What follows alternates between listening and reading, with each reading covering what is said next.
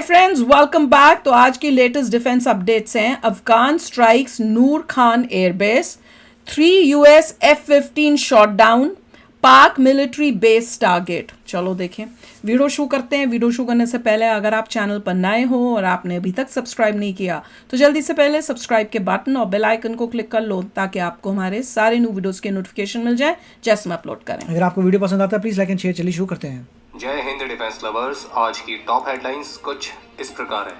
अब gulf countries भी हो सकती हैं ईरान के खिलाफ। दुनिया की सबसे बड़ी ऑयल रिफाइनरी ईरान के ड्रोन के हमलों की वजह से हुई बंद। दुनिया का सबसे बड़ा एयरक्राफ्ट कैरियर भी उतर चुका है ईरान के साथ युद्ध में। अफगानिस्तान ने भी टारगेट किया पाकिस्तान के नूर खान एयरवेज को। और वेस्ट एशिया क्राइसिस के बीच भारत भी हाई अलर्ट पर।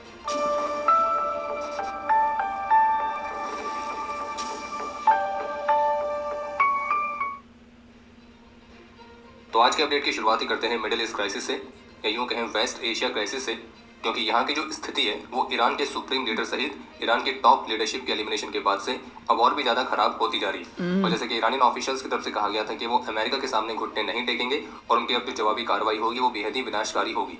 और उस तरह से इजराइल और यूएस ने भी ईरान के खिलाफ अपने मिलिट्री ऑपरेशंस को कंटिन्यू रखा हुआ है। तो कल से लेकर अभी तक जो भी महत्वपूर्ण डेवलपमेंट्स हुए हैं तो उसके बारे में आपको जानकारी दे देते हैं। सबसे पहला ये जिसमें यूएस की सेंट्रल कमांड की तरफ से ऑफिशियली कंफर्म किया गया कि कुवैत के ऊपर ऑपरेशन एपिक फ्यूरी के सपोर्ट में फ्लाई कर रहे यूएस के 3 F-15E strike eagle fighter jets को कुवैत के पेट्रियट एयर डिफेंस सिस्टम के फ्रेंडली फायर में शॉट डाउन होना पड़ा है। और इसे बताया गया कि एक्टिव कॉम्बैट के दौरान जिसमें ईरान के एयरक्राफ्ट, उनकी बैलिस्टिक मिसाइल्स, उनके ड्रोन्स, इन सभी से हमले हो रहे थे, तो इसी दौरान यूएस एयरफोर्स के फाइटर जेट्स को कुवैत के एयर डिफेंस ने गलती से दुश्मन का जेट समझ के शॉट डाउन किया है। हालांकि इतनी बड़ी गलती कैसे होगी तो वो तो जांच का विषय है, क्योंकि एक नहीं बल्कि तीन एयरक्राफ्ट शॉट डाउन हुए हैं और वो भी एक अमेरिकन एयर डिफेंस सिस्टम से ही। लेकिन अच्छी बात यह है कि इस एयरक्राफ्ट के सभी 6 air crew members safely eject होने में कामयाब रहे थे। उन्हें सेफली रिकवर कर लिया गया है और उनकी कंडीशन भी स्टेबल है। और बाकी कुवैत ने भी इस इंसिडेंट को एक्नॉलेज किया है। बाकी दुर्घटना कैसे हो गई तो इसकी इन्वेस्टिगेशन ऑलरेडी चल रही है। और इससे पहले कुवैत के रक्षा मंत्रालय ने भी स्टेटमेंट जारी करके कंफर्म किया था कि several American war planes crash हुए हैं लेकिन एयरक्राफ्ट की क्रू पूरी तरह से सेफ है।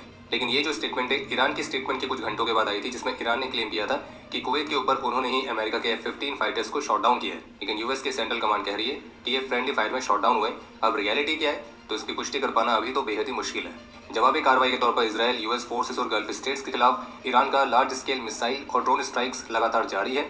वहीं इसी बीच ईरान ने एक्टिंग डिफेंस मिनिस्टर के तौर पर सैयद माजिद इब्न अल रेजा को अपॉइंट किया है। और जबकि ईरान की स्टेट मीडिया ने सदर्न ईरान में एक गर्ल्स स्कूल पर हुई स्ट्राइक के बारे में भी बात करी है, जिसमें कई सारी सिविलियन कैजुअलिटीज की रिपोर्ट है।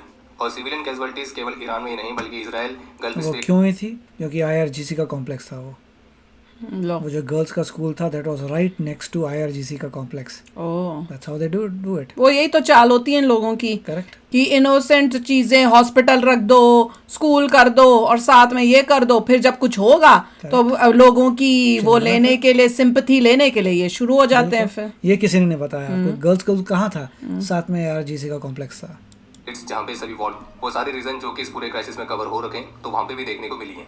और यूएस की सेंट्रल कमांड ने भी कंफर्म किया है कि इस ऑपरेशन के दौरान यूएस सर्विस के भी 3 मेंबर्स की जान गई है, जबकि 5 गंभीर रूप से घायल हैं। और जबकि लेटेस्ट रिपोर्ट्स के मुताबिक ईरान की जवाबी कार्रवाई के तहत सऊदी के सरकारी ऑयल कंपनी अरामको की ऑयल रिफाइनरी पर भी हमला हुआ है। और एहतियात के तौर पर जो अरामको की रास तनूरा रिफाइनरी है तो उसे फिलहाल के लिए बंद कर दिया गया है। और ऑफिशियल्स का कहना है कि अभी जो स्थिति है वो नियंत्रण में है और यहाँ पे जो आग लगी थी उसे बुझा दिया गया है। जबकि इजराइल की मिलिट्री की तरफ से दावा किया गया कि उन्होंने ईरान की मिसाइल इन्वेंट्री के 50% हिस्से को अभी तक डिस्ट्रॉय कर दिया है। हालांकि इतने सारे लॉसेस के बावजूद भी जो ईरान है वो अपने मिलिट्री कैपेबिलिटीज को रिबिल्ड करने के लगातार प्रयासों में लगा हुआ है। बाकी पब्लिक डोमेन में उपलब्ध डेटा के मुताबिक ईरान के पास जो सबसे लंबी दूरी की मिसाइल है उसकी रेंज 3000 से 4000 किलोमीटर तक है और उसका नाम है गहीम 100 और ये मिसाइल ऑपरेशनल है। और ये कंफर्म नहीं है कि इजराइल और यूएस की कोऑर्डिनेटेड स्ट्राइक के बावजूद ईरान की मिसाइल इन्वेंट्री में अभी कितनी मिसाइल्स हैं तो ये कह पाना काफ़ी मुश्किल है। और केवल मिसाइल्स ही नहीं बल्कि शहीद जैसे कामिकाज़े ड्रोन्स भी ईरान के पास काफ़ी अच्छी खासी संख्या में है। और जिसकी एक ऑफिशियल फुटेज भी हाल ही में ईरान की तरफ से जारी की गई है, जिसमें ये ड्रोन्स एक टनल के अंदर हैं और लॉन्च होने के लिए तैयार है। वो दिखा भी रहे अपने, अरे पागल है। फैसिलिटी है तो उसको हिट किए जाने की रिपोर्ट सामने आई है। और यूएन वॉचडॉग IAEA ने इस बात की चिंता व्यक्त करी है कि अगर ये वॉर और भी एस्केलेट होता है तो रेडियोलॉजिकल रिलीज की संभावनाएं बढ़ जाएंगी। हालांकि फिलहाल अभी तक ईरान की न्यूक्लियर फैसिलिटी एक्चुअल में उस पर स्ट्राइक हुई या नहीं हुई है तो इसकी पुष्टि आधिकारिक तौर पर नहीं की गई है, क्योंकि कुछ ऑफिशियल का कहना है कि हुई है, कुछ का कहना नहीं हुई है। लेकिन इस फैसिलिटी के आसपास रेडिएशन के लेवल बढ़ने की ऐसी कोई रिपोर्ट्स अभी तक देखने को नहीं मिली। बाकी जिस तरह से ईरान की जवाबी कार्रवाई की चपेट में पूरा गल्फ रीजन ही आ रहा है तो ऐसे में सऊदी अरब और यूएई ने अब ईरान की कड़ी आलोचना की है और अब वे भी ईरान के इन हमलों के खिलाफ कुछ काउंटर स्टेप्स उठाने पर विचार कर रहे करने चाहिए और अगर इसी कर को रहे लेकर गल्फ कोऑपरेशन काउंसिल के फॉरेन मिनिस्टर्स ने एक इमरजेंसी मीटिंग भी बुलाई थी, जिसमें ईरान की स्ट्राइक से हुए डैमेज का आकलन किया गया है। और ये डैमेज यूएई से लेकर बहरीन, कतर, ओमान, इन सभी जगहों पर फैला है। और रीजनल स्टेबिलिटी को रिस्टोर करने के लिए उनका मानना है कि कुछ जरूरी कदम उठाने पर विचार करना चाहिए। और इस गल्फ कोऑपरेशन काउंसिल ने इस बात पर जोर दिया है कि हर किसी के पास इंडिविजुअली या फिर कलेक्टिवली सेल्फ डिफेंस पर रिस्पॉन्ड करने का राइट है।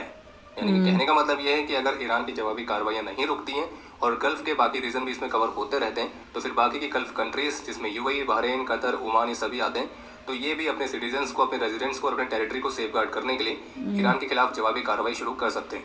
जबकि यूएई ने ईरान से आग्रह किया था कि अपने सेंस में वापस आओ, और जबकि ईरान के इनवॉय को समन भी किया गया था इस बात पर अपना विरोध जताने के लिए कि कैसे वो हमारी संप्रभुता का उल्लंघन कर रहे हैं। बाकी इस कॉन्फ्लिक्ट के तीसरे दिन भी दुबई, आबू धाबी, दोहा, बहरीन के कुछ हिस्से, इन जगहों पर धमाके होने की रिपोर्ट्स आई हैं। एयर रेड के साइरेंस ऑलरेडी चल रहे हैं और अभी जिस समय हमें वीडियो रिकॉर्ड कर रहे हैं तो सिचुएशन अभी भी शांत नहीं हुई है। जबकि इसके विपरीत फ्रांस, जर्मनी, देखिए इनिशियली जो है ईरान ने से मिलिट्री को स्ट्राइक किया था, मगर अब ईरान ने एस्केलेट करके और डेस्परेट हो रहा है वो। तो स्टेप वाइज अप्रोच है। आप डे 1 में नहीं कह सकते हर एक को उड़ा रहा है, that was wrong information. Day 1 में से मिलिट्री बेसिस के था, उसके बाद डे 2, डे 3 में धीरे धीरे दे आर एक्सीडिंग, क्योंकि अब वो सर्वाइवल के लिए फाइट दिख रहा है कि अब हम खत्म होने लगे, तो जब पागल हो जाते हैं ना तो ऐसे ही करते हैं। That's it. यूके तो इन्होंने ऑफिशियली जॉइंट स्टेटमेंट जारी करके कंफर्म किया है कि ईरान के खिलाफ यूएस के इस ऑपरेशन एपिक फ्यूरी में वे भी शामिल हो रहे हैं, जिसमें उनका कहना है कि अपने एलाइज और अपने इंटरेस्ट को डिफेंड करने के लिए वे जरूरी कदम उठाएंगे, जिसमें ईरान की उस कैपेबिलिटी को डिस्ट्रॉय करना भी शामिल है जिससे वो मिसाइल्स और ड्रोन्स को फायर कर रहे हैं। और वे इस बात पर सहमत हुए हैं कि वे यूएस और इस रीजन में बाकी एलाइज के साथ एक साथ काम करेंगे। अच्छा, इजराइल डिफेंस फोर्सेस की तरफ से कंफर्म किया गया है कि ईरानियन रिजीम की मिनिस्ट्री ऑफ इंटेलिजेंस के कुछ सीनियर मेंबर्स, जिनमें शामिल है इजराइल अफेयर्स के लिए deputy minister of intelligence Syed यहा हमीदी और एस्पियोनाज डिवीजन के प्रमुख जलालपुर हुसैन, तो इनको भी इजराइल ने अपने इस ऑपरेशन में एलिमिनेट कर दिए। और इनके अलावा कुछ और एडिशनल सीनियर ऑफिशियल्स भी एलिमिनेट किए गए। इसके अलावा तेहरान में मिनिस्ट्री के हेडक्वार्टर को भी इजराइल के एयरफोर्स ने टारगेट किया है। जबकि ईरान के सपोर्ट में हिजबुल्लाह और हमास जैसे संगठन भी इसमें शामिल हुए। और लेबनान से इजराइल की तरफ जो रॉकेट्स फायर किए गए थे उसके रिस्पांस में इजराइल के डिफेंस फोर्सेस ने बेरूत में सीनियर हिजबुल्लाह आतंकियों पर प्रिसाइज स्ट्राइक करी है, जिसमें दर्जन भर हिजबुल्लाह और ईरानियन रिजीम के कमांड सेंटर्स को टारगेट किया गया। और इजराइल डिफेंस फोर्सेस का स्पष्ट रूप से कहना है कि वे इस मल्टीपल फ्रंट सिनेरियो के लिए भी पूरी तरह से तैयार है। और इजराइल का कहना है कि हिजबुल्लाह ने इसमें शामिल होकर एक बहुत बड़ी गलती करी है। और इजराइल की स्ट्राइक में केवल हिजबुल्लाह ही नहीं बल्कि हमास की मिलिट्री विंग के कमांडर मोहम्मद सिनवार को भी एलिमिनेट किया गया है। वहीं इसके अलावा ईरान की तरफ से जो क्लेम किया गया था कि उन्होंने बैलिस्टिक मिसाइल से यूएस के aircraft carrier USS Abraham Lincoln को टारगेट किया है, तो इस क्लेम को यूएस ने खारिज किया है। और यूएस के सेंट्रल कमांड का कहना है कि उनका एयरक्राफ्ट कैरियर पर कोई भी हिट नहीं हुआ है और जो मिसाइल लॉन्च की गई थी वो इसके करीब तक नहीं आ पाई है। और यूएस के इस एयरक्राफ्ट कैरियर से ऑपरेशंस लगातार जारी है। इसके अलावा कल रात को ईरान के hard and ballistic missile facilities पर यूएस के B-2 बॉम्बर्स ने 2000 पाउंड के बॉम्ब्स ड्रॉप किए। और फर्स्ट 24 आवर्स में ऑपरेशन एपिक फ्यूरी में यूएस के जो एसेट्स इस्तेमाल किए गए तो उनकी लिस्ट भी जारी की गई है, जिसमें शामिल है B-2 bombers, Lucas drones, patriot interceptor missile system, third anti ballistic demo करके दिखा रहे हैं कि तुम्हें फाइट करने तुम्हें चाहिए होंगे सब। F-22, A-10 attack jets, F-35 fighters, EA-18G electronic attack aircraft, एवेक्स aircraft, airborne communication relay, P-8 maritime patrol aircraft, RC-135 reconnaissance aircraft, MQ-9 reapers, M142 high mobility artillery rocket systems, nuclear powered aircraft carriers, guided missile destroyers, counter drone systems, refuelling tanker aircraft, refuelling ships, last word देखना, master cargo aircraft and special capabilities we can't list here. ओए कुछ और भी है secret है। और इसके अलावा कुछ स्पेशल कैपेबिलिटीज जिनको लेकर यूएस ने कहा है कि वो उसको यहाँ पे मेंशन नहीं कर सकते। इतना ही नहीं बल्कि अमेरिका का यूएसएस जेरल्ड आर फोर्ड, जो कि दुनिया का सबसे लार्जेस्ट एयरक्राफ्ट कैरियर है, तो वो भी अब इस ऑपरेशन एपिक फ्यूरी में शामिल हो चुका है। यूएस सेंट्रल कमांड ने कंफर्म किया है कि आज 2 मार्च को यूएस सर्विस के 4 और मेंबर्स की इसमें जान गई है। जो चौथा सर्विस मेंबर था वो ईरान के इनिशियल अटैक्स में गंभीर रूप से घायल हुआ था, जिन्हें एडमिट किया गया था लेकिन उन्हें बचाया नहीं जा सका। बाकी मेजर कॉम्बैट ऑपरेशंस जारी हैं और यूएस का कहना है कि हमारा जो रिस्पांस एफर्ट है वो चल रहा है। और कुछ रिपोर्ट्स के मुताबिक विडंबना तो कुछ ऐसी है कि अमेरिका ने ईरान को टेक ओवर करने के लिए कुछ संभावित कैंडिडेट्स को आइडेंटिफाई किया था, लेकिन दुर्भाग्यवश वो भी इस पूरे ऑपरेशन में मारे गए। और यूएस प्रेसिडेंट के मुताबिक वे ईरान के खिलाफ 4 सप्ताह की मिलिट्री ऑपरेशन की योजना बना रहे हैं। जबकि अल जजीरा के साथ एक खास इंटरव्यू में सऊदी अरब के जो ऑफिशियल्स हैं वो कुछ ऐसा कहते हुए भी दिख रहे हैं कि अमेरिका ने हमें अकेला छोड़ दिया है, उनकी जो डिफेंस सिस्टम्स हैं अब वे केवल इजराइल को ही प्रोटेक्ट करने पर फोकस कर रहे हैं। और गल्फ स्टेट्स जो कि उनकी मिलिट्री बेसिस को होस्ट करती है, तो उनको तो अब अमेरिका ने ईरानी मिसाइल्स और ड्रोन्स के रहमो करम पर छोड़ दिए। और वैसे आपको याद है कि सऊदी अरब और पाकिस्तान के बीच एक डिफेंस पैक्ट हुआ था, जिसमें यह तय हुआ था कि अगर किसी भी एक देश पर हमला होगा तो दोनों देश पर हुए हमले की तरफ से मारा जाएगा और वो उसी के अनुसार फिर कार्रवाई करेंगे। तो यानी कि नेटो के एक लाइट वर्जन भी नहीं कह सकते इसको, इसे नाटो कह देते हैं, तो नाटो को बनाने की कोशिश की गई थी। तो प्रश्न आता है कि उस डिफेंस पैक्ट का हुआ क्या है। पाकिस्तान को तुरंत ही अपने 10th जनरेशन का स्पेसशिप जंग फाइटर 17 सऊदी को सपोर्ट करने के लिए लॉन्च कर देना चाहिए। क्यों नहीं दिया? अच्छा हाँ, वो बात अलग है कि उनको लॉन्च करने के लिए फिलहाल अभी उसमें तेल नहीं है। अब सऊदी थोड़ा तेल भेजेगा तो जाके शायद पाकिस्तान सऊदी अरब की मदद कर पाए। पर एनीवेज पाकिस्तान पे भी आएंगे अगले अपडेट में। पाकिस्तान और अफगानिस्तान के बीच जो मिलिट्री क्लैशेस हैं वो लगातार अभी भी जारी हैं, और इसी बीच एक बड़ा अपडेट यह है कि अफगान तालिबान ने अपने आर्म्ड ड्रोन्स की मदद से पाकिस्तान के one of the most sensitive airbase Noor Khan airbase पर स्ट्राइक करी है। और लगभग 10 महीने पहले ही भारत ने पाकिस्तान के इसी बेस का नूर बदला था, और तब से ही ये बेस अभी अच्छी तरह से रिपेयर भी नहीं हो पाया था। और यहाँ पे ऐसे देश ने इनके इस बेस पर स्ट्राइक कर दी है जिसके पास एक प्रॉपर एयरफोर्स भी नहीं है। बाकी पाकिस्तान के अब इस नूर खान एयरबेस को एयरबेस नहीं बोलना चाहिए, इसे एक तरह से फॉरेन प्रैक्टिस एरिया की तरह घोषित कर देना चाहिए। यहाँ पे भारत और अफगानिस्तान अपने वेपन्स की प्रिसाइज प्रैक्टिस करते रहे।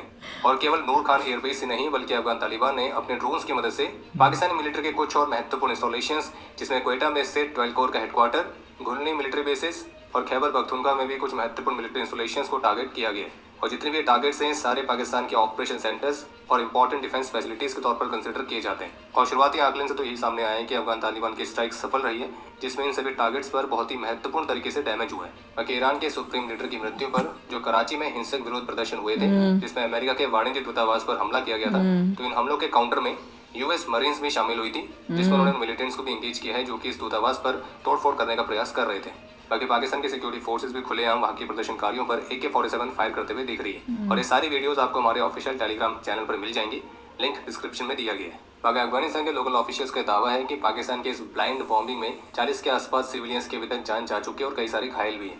भैया बहुत कुछ चल रहा है, अब ये तो धीरे धीरे सेटल डाउन हो, मैं तो कह रही हूँ।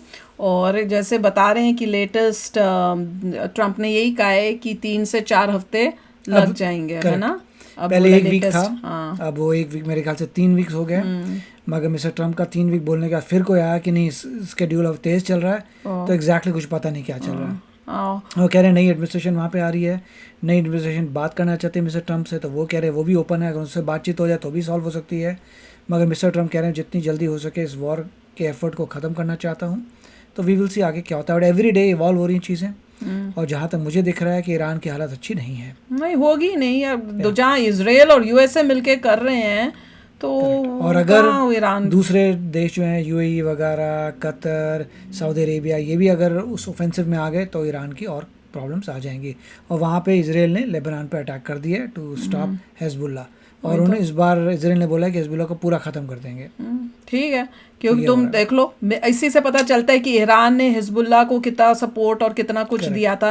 नहीं तो ईरान के साथ अगर कुछ हो रहा है तो ये हिजबुल्लाह क्यों बीच में घुसा है। तो उससे सारा प्रूव होता है कि जो भी इजराइल बोल रहा था और कह रहा था, एलिगेशंस लगा रहा था ईरान के ऊपर, वो सब सच हैं।